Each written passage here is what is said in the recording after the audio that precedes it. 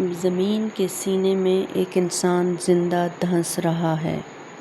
وہ ہر روز زمین میں مزید نیچے جاتا ہے اور قیامت تک وہ اسی طرح دھنستا رہے گا۔ یہ کوئی افسانہ نہیں ہے، یہ صحیح بخاری کی مستند حدیث ہے، جس میں نبی کریم صلی اللہ علیہ وآلہ وسلم نے فرمایا، وہ قیامت تک زمین میں دھنستا ہی چلا جائے گا۔ اس کی چیخیں مٹی کی تہوں میں دب چکی ہیں، لیکن اس کا جرم آج بھی زمین کے اوپر موجود ہے۔ بسم اللہ الرحمن الرحیم۔ السلام علیکم ورحمۃ اللہ وبرکاتہ۔ آج کی ویڈیو بہت ہی اہم ہے۔ آج ہم جس شخص کے بارے میں بات کرنے جا رہے ہیں، یہ کون تھا؟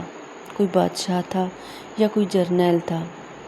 تو اس کا جواب ہے نہیں، یہ کوئی جرنیل نہیں تھا اور نہ ہی کوئی بادشاہ تھا، بلکہ یہ تاریخ کا سب سے بڑا سائنٹسٹ تھا، جس نے کائنات کا وہ کوڈ توڑ لیا تھا جسے آج ہم کیمیا کہتے ہیں۔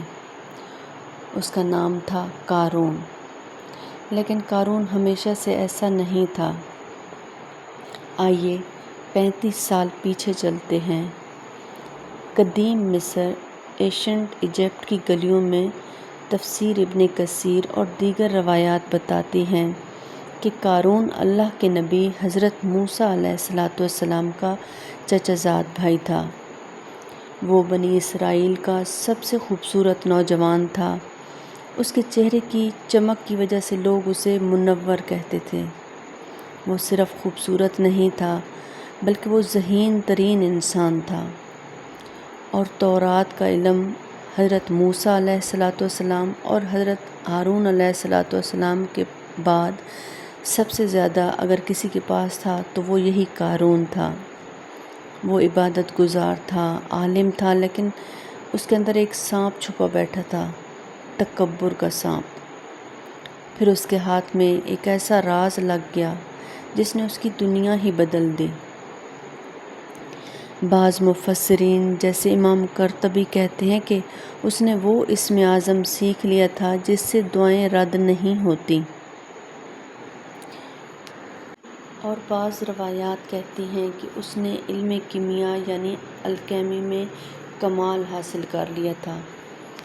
اس میں وہ فارمولہ دریافت کر لیا تھا جس سے وہ عام دھاتوں، لوہے اور تانبے کو خالص سونے میں بدل سکتا تھا۔ سوچئے، ایک ایسا شخص جو مٹی کو ہاتھ لگائے تو وہ سونا بن جائے۔ اس کے پاس دولت کے انبار لگ گئے۔ اس نے مصر میں ایک ایسا محل بنایا جس کی دیواریں سونے کی اور دروازے چاندی کے تھے۔ اس کی دولت کا اندازہ آپ قرآن پاک کی اس آیت سے لگا سکتے ہیں، یعنی ہم نے اسے اتنے خزانے دیے تھے کہ ان کی چابیاں ایک طاقتور جماعت سے بمشکل اٹھائی جاتی تھیں۔ تاریخی روایات یعنی اسرائیلیات میں آتا ہے کہ اس کی خزانوں کی جو چابیاں تھیں وہ چمڑے یعنی لیدر کی بنی ہوئی تھیں، اور اس کا بوجھ اتنا زیادہ ہوتا تھا کہ 70 طاقتور مرد یا کچھ روایات میں 40 خچر صرف چابیاں اٹھا کر چلتے تھے۔ تو اگر چابیوں کا یہ حال ہے تو خزانوں کا پھر کیا عالم ہوگا۔ قارون اب فرعون کا درباری بھی بن چکا تھا۔ اس نے اپنی ہی قوم یعنی بنی اسرائیل کے غریب مزدوروں پر ظلم کرنا شروع کر دیا۔ وہ بھول گیا کہ یہ علم، یہ دولت سب کچھ اللہ کی دین ہے، اور جب قارون کی دولت اور تکبر حد سے بڑھ گیا تو اس کی قوم کے علماء اور نیک لوگ اس کے پاس آئے۔ انہوں نے اسے سمجھایا، اے قارون، اتنا مت اترا، اللہ رب العزت اترانے والوں کو پسند نہیں کرتا۔ انہوں نے اسے یاد دلایا کہ یہ دولت تیری نہیں، یہ اللہ کا امتحان ہے۔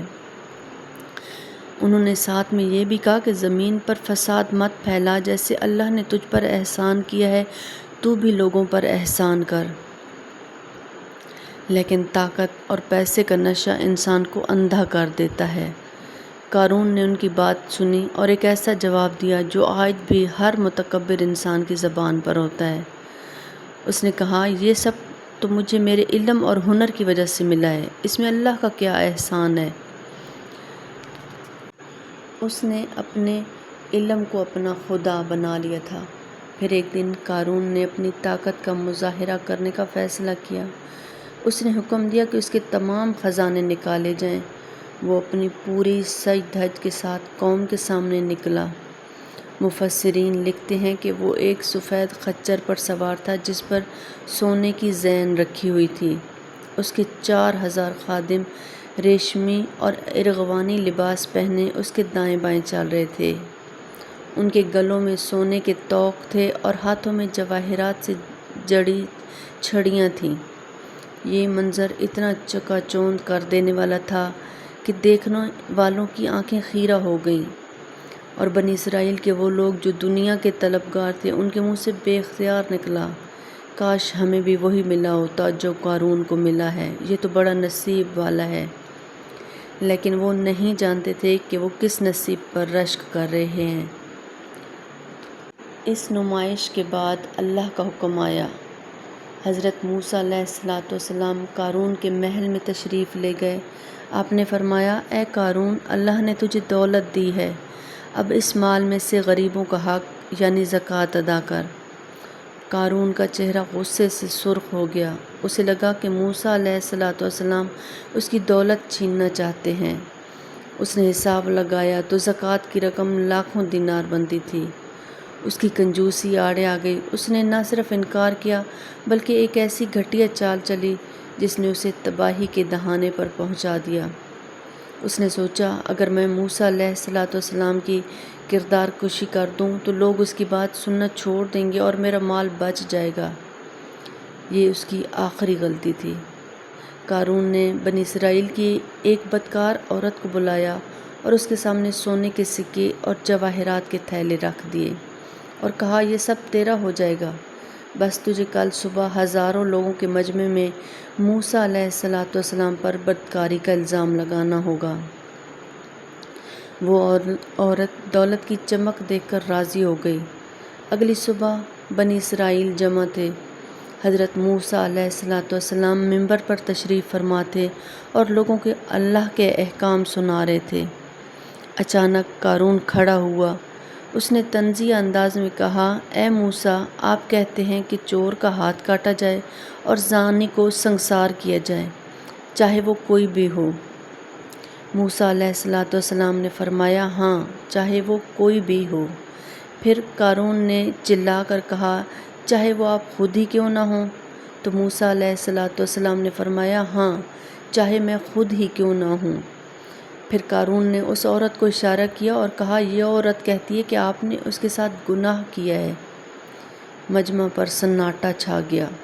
موسیٰ علیہ السلام کا چہرہ جلال اور حیا سے سرخ ہو گیا۔ آپ منبر سے اترے اور اس عورت کے سامنے کھڑے ہوئے اور قسم دے کر پوچھا، میں تجھے اس ذات کی قسم دیتا ہوں جس نے بنی اسرائیل کے لیے سمندر پھاڑا، سچ بتا، کیا یہ صحیح کہہ رہا ہے؟ اللہ کے نبی کے جلال نے اس عورت کا دل پگھلا دیا۔ وہ کانپنے لگی۔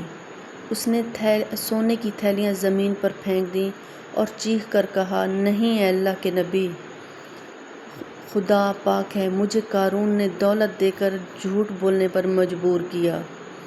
سازش بے نقاب ہو چکی تھی۔ قارون کا چہرہ ذلت سے سیاہ پڑ گیا تھا، لیکن اب دیر ہو چکی تھی۔ حضرت موسیٰ علیہ السلام نے اسی وقت سجدے میں سر رکھ دیا۔ آپ رو رہے تھے اور کہہ رہے تھے، اے اللہ، اگر میں تیرا رسول ہوں تو آج قارون پر اپنا غضب نازل کر۔ اللہ نے وحی بھیجی، اے موسیٰ، ہم نے زمین کو تیرے حکم کا پابند کر دیا ہے، تو جو چاہے اسے حکم دے۔ موسیٰ علیہ السلام نے سر اٹھایا۔